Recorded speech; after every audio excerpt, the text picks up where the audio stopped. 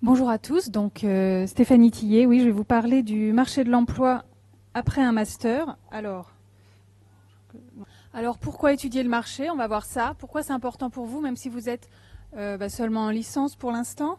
Ensuite, je vais vous donner quelques résultats, puisque vous savez, ou vous savez peut-être pas, qu'à l'université, on a ce qui s'appelle l'Observatoire de la vie étudiante, qui fait des enquêtes d'insertion. Ensuite, je vous parlerai des études de l'APEC. Donc, l'APEC, c'est l'Association pour l'emploi des cadres, qui accompagne les cadres et les jeunes diplômés en recherche d'emploi. Donc, association très importante à connaître pour vous. Je vous en parlerai un peu plus. Et puis, je vous donnerai aussi quelques sites où trouver des informations qui peuvent être intéressantes pour vous sur le marché de l'emploi, justement. Alors pourquoi étudier le marché? Tout simplement pour avoir une bonne stratégie d'insertion. Vous allez choisir votre projet professionnel selon 3 critères. Le premier, il est évident, c'est ce qui vous plaît, ce que vous aimez, ce que vous avez envie de faire. C'est comme ça que vous avez choisi vos études. Après, pour votre insertion professionnelle, il va falloir prendre en compte aussi vos compétences, ce que vous savez faire, puisque c'est ce que vous allez devoir démontrer pour être recruté. Si vous n'avez pas toutes les compétences, c'est pas nécessaire puisque ce point il peut s'améliorer tout au long de la vie. Toutes les compétences que vous voulez avoir, vous pouvez les acquérir si vous êtes motivé, si vous en avez envie. Et le troisième point, je ne sais pas si c'est le plus important, mais très important, c'est savoir le marché. Est-ce que ce que vous voulez faire, est-ce que vous savez faire? C'est demander, est-ce qu'on recrute des gens pour faire ça? C'est crucial. Donc pour ça, il faut dès maintenant réfléchir à ces 3 points, faire le point régulièrement sur vos compétences, sur vos motivations, pour justement trouver les voies qui vous conviendront. Je dis les voies parce qu'il n'y en a pas forcément une seule, il y a peut-être des alternatives. Alors, l'enquête OVE, la dernière enquête globale sur les masters qui a été faite, c'est sur la promo 2018, donc ils la font 30 mois après pour voir où en sont les étudiants. Alors là, on va... Voilà.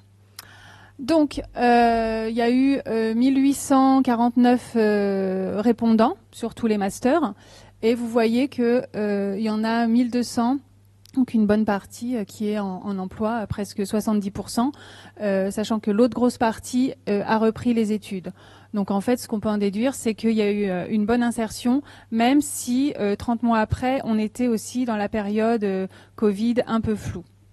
Donc ils étaient en emploi à cette époque.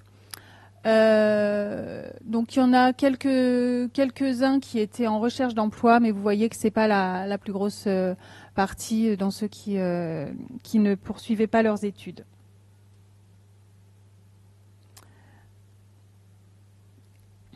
Alors, dans ceux qui ont trouvé un emploi, vous voyez qu'encore une fois, une grande partie, plus de la moitié, étaient en CDI et 31% étaient fonctionnaires. Donc, ça veut dire qu'ils ont passé des concours, tout simplement, avec une bonne partie aussi en CDD. Et quelques-uns seulement étaient en intérim. Et on a une petite partie qui s'est lancée à son compte. Alors, j'ai pas eu les détails de quel type d'entreprise. Ensuite, vous voyez que les types d'emplois auxquels accèdent les étudiants, enfin les diplômés en master, sont des emplois cadres en grande partie, donc notamment ingénieurs, et j'y reviendrai tout à l'heure. Enfin, sur les salaires, ah, c'est pas ça. Ah zut, décidément. Sur les salaires, donc là vous avez une enquête qui a été faite, combien vous gagnez. Donc le salaire moyen mensuel c'est 2271, donc ça veut dire qu'il y en a qui gagnent plus et il y en a qui gagnent moins. Le salaire médian étant de 2075 €. Donc eux ils ont demandé le salaire net moyen. Quand vous regarderez les offres d'emploi sur le marché, on parle souvent de salaire brut annuel. Donc il faudra faire le calcul. Il y a à peu près 25% de différence. Alors, je vais remettre en grand. Alors, pour les enquêtes APEC, donc il y en a énormément. C'est une association qui a énormément de moyens, et donc ils font régulièrement des enquêtes. Elles sont toujours très à jour. Là, elles portent en fait sur l'année 2023. Donc c'est des chiffres très récents que je vais vous donner. Donc j'ai choisi de faire un zoom sur ingénieurs dans l'industrie. Alors pourquoi ingénieur? Parce qu'il faut savoir qu'à partir du moment où vous avez Bac plus 5 et scientifique, vous pouvez postuler à toutes les offres d'emploi qui s'appellent ingénieurs. Donc, et vous verrez hein, sur les offres, ils demandent, sauf exception, même assez rarement, ils demandent un Bac plus 5 dans tel ou tel domaine. Ils ne demandent pas d'avoir fait une école d'ingénieur. Donc ça, ça peut être, c'est bon à savoir pour vous. Alors, en 2023, au premier semestre, hein, il y a eu 60 000 offres d'emploi ingénieurs qui ont été déposées, donc tous secteurs confondus. Ce qui recrute bien dans l'industrie notamment, c'est l'activité mécanique et métallurgique, les équipements électriques, tout ce qui est électronique, automatique, etc. Et puis l'activité automobile, aéronautique et matériel de transport, encore une fois avec tout ce qui est système embarqué, etc. Il faut noter qu'il y a vraiment une grosse augmentation des offres qui sont liées aux énergies renouvelables, puisqu'ils ont constaté à l'APEC, donc eux, ils se basent sur les offres qu'ils reçoivent des entreprises, une augmentation de 75% des offres. Et globalement, le nombre d'offres pour des postes d'ingénieurs a augmenté de 11%. Alors, il y a beaucoup d'offres en fait pour tous les postes d'ingénieurs en R&D et en informatique, qui représentent 59% des offres totales. 36% pour l'informatique et 23% pour la R&D. Alors, ils demandent, je vous ai dit, des compétences que vous allez pouvoir acquérir, des compétences techniques que vous allez étudier pendant votre master et pendant vos stages, mais ils demandent aussi des compétences comportementales, transversales. Donc, notamment, ce qui est beaucoup demandé, c'est ce qui est compétences conduite du changement. Donc, vous pouvez en fait vous renseigner là-dessus pendant vos études également, hein. Tout ce qui va être amélioration continue, le lean management, si vous n'avez pas entendu ce terme encore, vous allez l'entendre si vous travaillez dans l'industrie. L'autonomie, bien sûr, mais en étant à l'université, je pense que vous êtes assez autonome. La rigueur, le sens de l'écoute et la capacité à fonctionner en mode agile. Donc, ce sont des compétences qui reviennent souvent. Donc, moi, je vous invite déjà à réfléchir comment vous vous positionnez par rapport à ces compétences et comment vous allez pouvoir les développer si nécessaire. Voilà, donc comme je disais, en fait, il y a une demande vraiment qui augmente. Donc le marché de l'emploi, il est bon hein, pour les masters qui sortent des universités ou des écoles scientifiques, puisqu'il y a une augmentation de la demande, puisqu'il y a beaucoup d'innovation, la transition écologique. Tout ça, ça requiert des compétences techniques. Alors, je vous ai mis les graphiques. Donc, vous pourrez aller voir hein, sur le site de l'APEC en détail.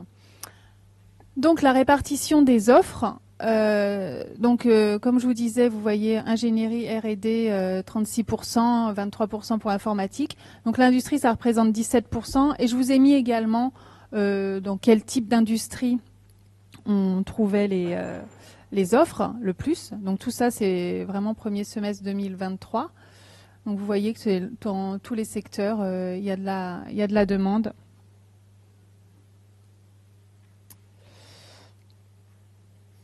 Je vais vous mettre... Alors, là, je vous ai mis le top 10 des postes qui recrutent. Donc, ingénieur process. Tout ce qui est process, ça a aussi un lien avec le lean management dont je vous parlais tout à l'heure. Ingénieur R&D. Ingénieur qualité, donc la qualité, ça va être d'autres compétences que des compétences purement techniques, mais c'est quelque chose qui est très demandé, où il y a vraiment de l'offre. Ingénieur mécanique, bon voilà, je ne vais pas tous vous les citer. Et alors le deuxième, en dessous, les postes les plus dynamiques dans l'industrie, en fait c'est ceux où il y a le plus d'offres, tout simplement, où ça bouge le plus, hein. Et donc, vous voyez que là, on est plutôt sur tout ce qui est énergie renouvelable, tests et essais et informatique embarquée.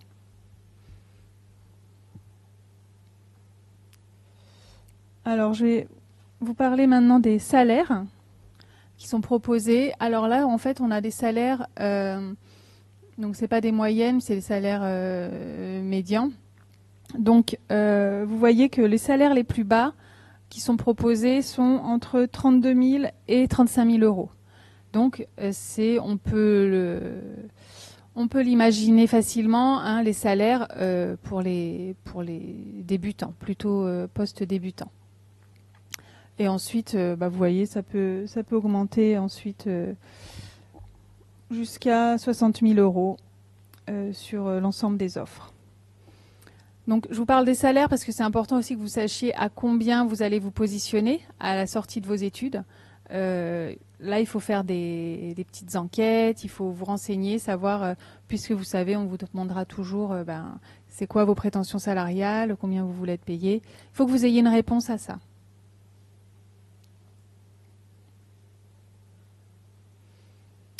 Alors, je vous ai dit, hein, il y a beaucoup d'études sur le site de l'APEC. Donc j'ai pris quelques focus, ils appellent ça les focus. Donc sur la R&D, ce que je trouvais important, c'est qu'en 2022, il y a eu beaucoup de recrutements de jeunes diplômés ou de cadres de moins de 5 ans d'expérience. Voilà, vraiment les jeunes diplômés représentaient 24% des embauches. Donc je pense que maintenant, vous pouvez vous dire que même en sortant de l'école, voilà, ça va pas forcément être la galère, à condition d'avoir bien préparé tout ça. Là, vous êtes en licence. Je pense qu'il faut commencer dès maintenant à faire des stages pour pouvoir déjà valoriser une petite expérience. En ce qui concerne les équipements électriques et électroniques, les jeunes diplômés constituent 39% des recrutements prévus en 2023. Donc comme c'est une enquête qui date du premier semestre, là, c'est 2023 et là, fin 2023, donc 39% des diplômés, c'est pas mal. Et enfin, ah oui, donc je vais vous mettre aussi, je vous ai mis quelques entreprises dans chaque secteur qui recrutent, au cas où vous auriez envie de les connaître, parce que souvent, en fait, on a en tête les grandes entreprises. Par contre, les PME, on les visualise moins. Et pourtant, vous voyez, elles recrutent pas mal. Donc ça, c'est pour tout ce qui est ingénierie et R&D.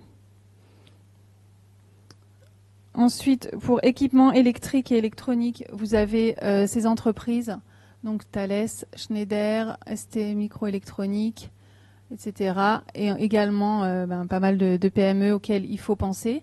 Donc ça, vous pouvez les trouver, ces entreprises, et vous voyez qu'elles embauchent quand même 90 000 cadres en tout. Et enfin, la dernière étude que j'ai regardée sur les secteurs, c'est sur la chimie et l'industrie pharmaceutique. Donc vous voyez que là, on a recruté 40% des recrutements ont porté sur des jeunes de moins de 5 ans d'expérience. L'industrie du médicament a beaucoup évolué depuis le Covid. Vous en avez entendu parler. Donc il y a beaucoup d'enjeux nouveaux pour eux.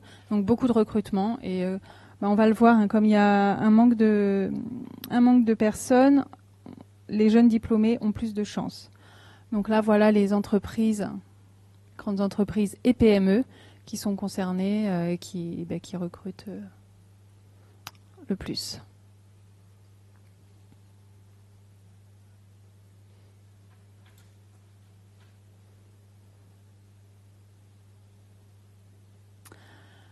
Alors, j'ai choisi ensuite de regarder un petit peu comment évoluaient les pratiques de recrutement.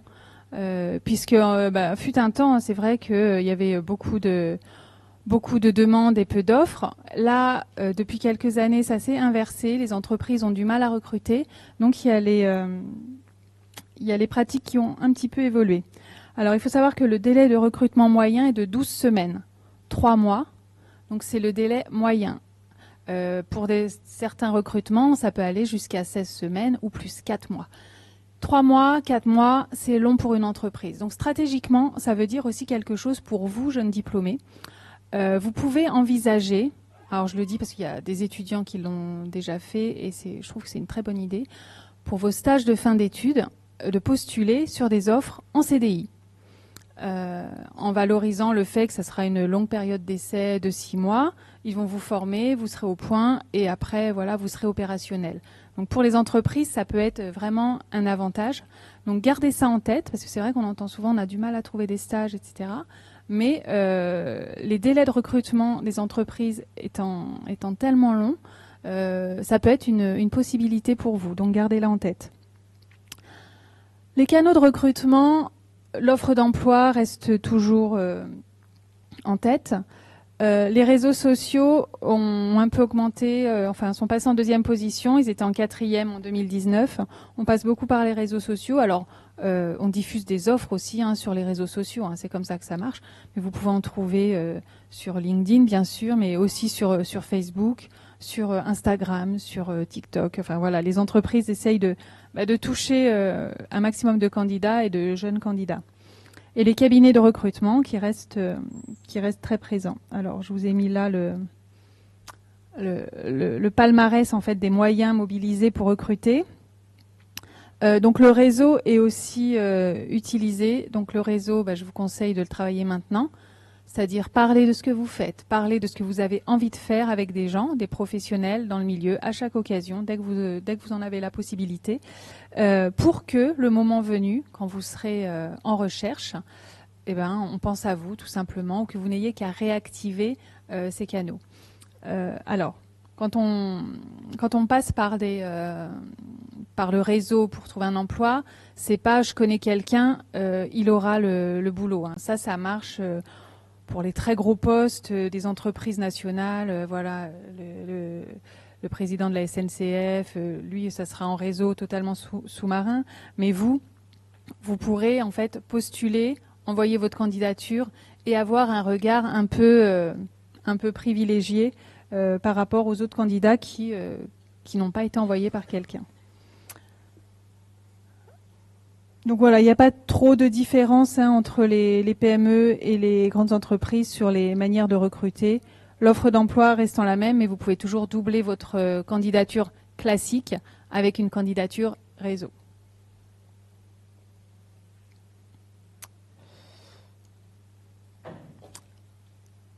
Alors, sur les processus de recrutement, alors bonne nouvelle, baisse de la demande d'une lettre de motivation. Alors les entreprises exigent moins souvent une lettre de motivation. Elles sont. Pourquoi ? Parce que c'est vrai que souvent les lettres sont un peu décevantes, pas se voiler la face. Après, mais c'est encore quand même beaucoup demandé. Donc, compromis sur les profils ou rémunérations. C'est là où je vous disais tout à l'heure qu'il y a beaucoup plus de recrutement de jeunes diplômés qui se font, puisque les cadres expérimentés, ils sont très convoités. Donc, vous voyez que 8 entreprises sur 10 ont accepté de recruter un profil plus junior que ce qu'elles avaient envisagé au départ.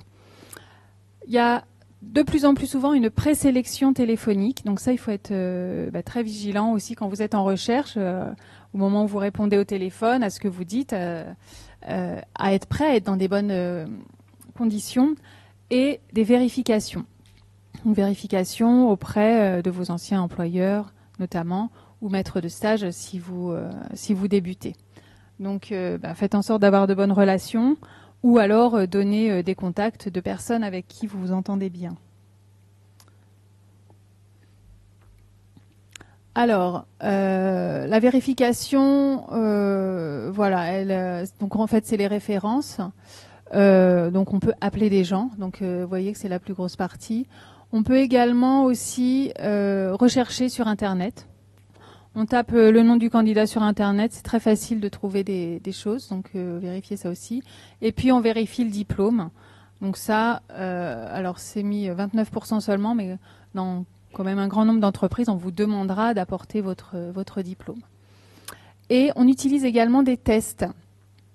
Alors ça peut être des mises en situation professionnelle, beaucoup de tests de personnalité également, pour voir quel est votre profil. En fait, on essaye, grâce à ces tests, de constituer des équipes avec des profils variés mais complémentaires, pour faire des équipes équilibrées.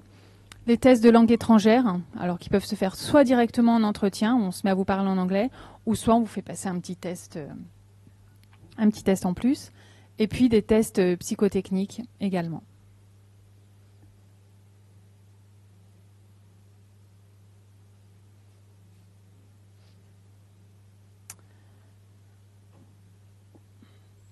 Alors, je vous disais tout à l'heure que les entreprises faisaient plus facilement des concessions sur les candidats par rapport à la pénurie, au manque de personnes. Alors, sur quoi elles font en fait des concessions? La plus grosse concession, enfin la plus fréquente, c'est sur la rémunération. Donc là, les candidats sont un peu en force. Ils peuvent négocier le salaire qui les intéresse le plus. On peut accepter de recruter un cadre avec moins de compétences techniques, quitte à le former soi-même, en fait, tout simplement. Ça, c'est possible. C'est pour ça que je vous disais tout à l'heure, pour les stages de fin d'études, ça peut être une idée. Recruter un cadre moins expérimenté, ou alors aussi recruter un cadre plus expérimenté. Fut un temps, à partir de 45 ans, les candidats étaient jugés un peu trop vieux. Maintenant, c'est bon, ils peuvent reprendre du service.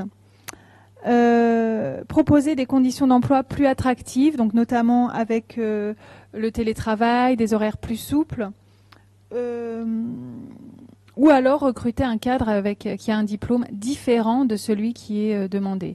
Alors moi je vois ça beaucoup, notamment avec les docteurs que j'accompagne, des docteurs en chimie, en biologie, en tout. Ils sont très très convoités par les cabinets de conseil, notamment en informatique. On dit voilà, ils ont bac+8, ils sont intelligents, développer, ils y arriveront. Et voilà, on leur apprend, on les forme et ils sont recrutés là-dessus. Donc pensez à ça en fait. Les compétences techniques sont vraiment pas un frein. Vous pourrez être formé plus tard. Non, c'est pas celui-là. Ah, pardon. Et il y a aussi des possibilités de négociation sur les conditions de travail. Avoir des avantages supplémentaires comme une voiture de fonction. Bon, je dis pas qu'en tant que jeune diplômé, vous aurez ce pouvoir de négociation sur tout. Il y aura certains aspects, mais pas tous. Donc le téléphone, etc. Accepter la candidature, enfin que le candidat travaille à temps partiel.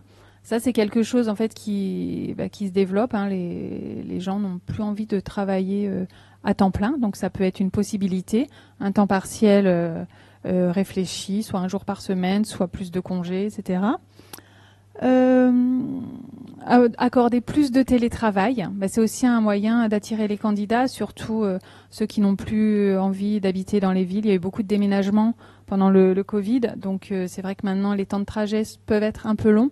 Donc accorder plus de télétravail, ça permet d'attirer des candidats également. Et puis certaines entreprises suppriment la période d'essai.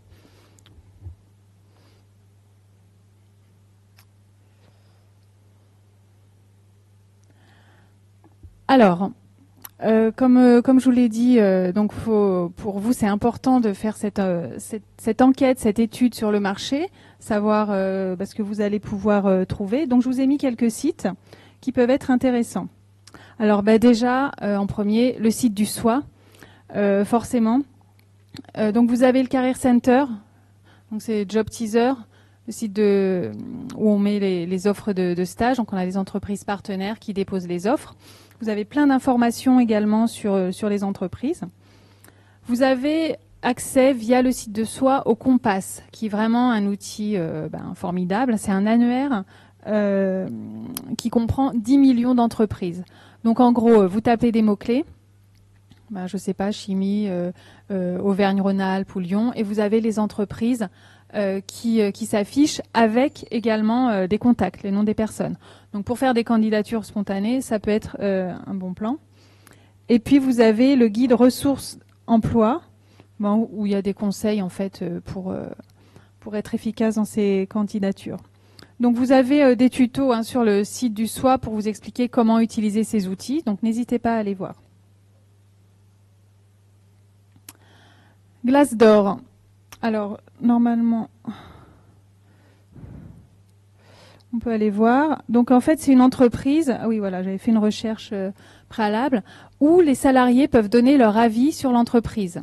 Donc selon les entreprises, il y a plus ou moins d'avis. Donc Sanofi, il y en a beaucoup, hein, il y en a 10 000 ou plus. Donc vous pouvez poser des questions sur les thématiques en fait qui vous intéressent et vous avez des informations.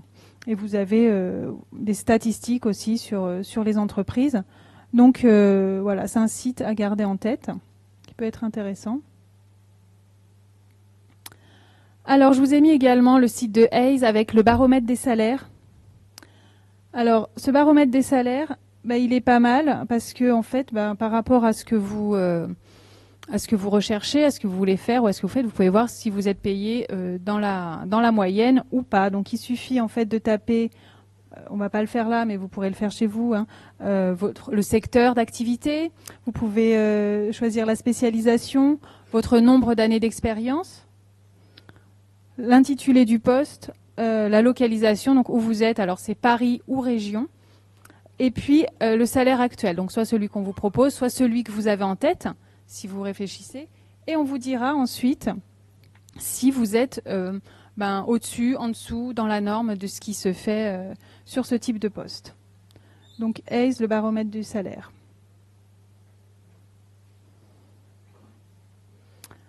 Ensuite, le site de l'APEC, bien sûr. Donc ça, c'est vraiment une référence pour vous. Donc on va y aller également. Alors, quand vous serez jeune diplômé, une des premières choses à faire, c'est de s'inscrire sur ce site pour avoir accès à tous les services. Ils font des accompagnements de jeunes diplômés donc à partir de Bac+3, c'est-à-dire qu'ils peuvent vous recevoir en entretien, vous donner des conseils. Ils font aussi des consultations flash pour votre CV, pour une candidature, pour vous préparer un entretien. Mais en attendant, ce que vous pouvez faire également, c'est aller sur les outils de l'APEC. Donc vous voyez, c'est ici, outils APEC en ligne. Et là, vous pouvez aussi faire une petite étude de marché rapidement. Je vois plus ma souris. Voilà, vous tapez, par exemple, je vais mettre Data Analyst. Data Analyst, on peut y arriver notamment par les masters en maths. Et vous avez toutes les infos. Donc vous voyez où est-ce qu'on recrute le plus, le nombre d'offres d'emploi qu'il y a eu au 3e trimestre. Vous avez des métiers un peu similaires, ça peut vous donner d'autres idées. Vous pouvez cliquer dessus, vous aurez les stats. Vous avez la moyenne des salaires publiés avec les secteurs qui recrutent et là où les candidats qui postulent sur ces postes postulent également. Ça peut vous donner des idées. Vous voyez les niveaux d'expérience demandés. Donc, par exemple, les moins de 2 ans d'expérience représentent une bonne partie des offres d'emploi. Hein. Ça correspond à ce que je vous disais tout à l'heure. Donc là, on est à Bac+5. Et là, vous avez la concurrence. Voilà, combien il y a de candidats pour ces postes.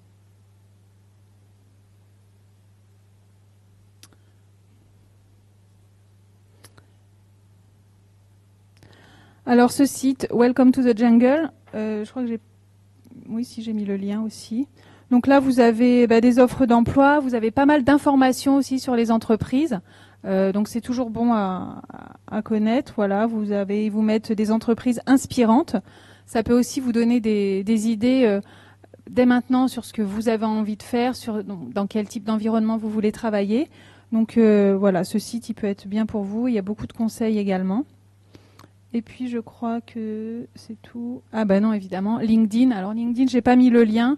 Je pense que vous le connaissez. Donc il est indispensable d'avoir un profil LinkedIn. Vous pouvez dès maintenant, même en étant étudiant, en fait, rechercher les entreprises qui vous intéressent. Donc par exemple, on va rester sur Sanofi. Sanofi, vous tapez Sanofi et Lyon 1 à côté dans la barre de recherche et vous verrez en fait toutes les personnes qui sont passées par Lyon 1 et qui sont passés ou sont à Sanofi. Et vous pouvez, pourquoi pas, tenter d'entrer en contact avec eux, leur poser des questions, agrandir votre réseau comme ça.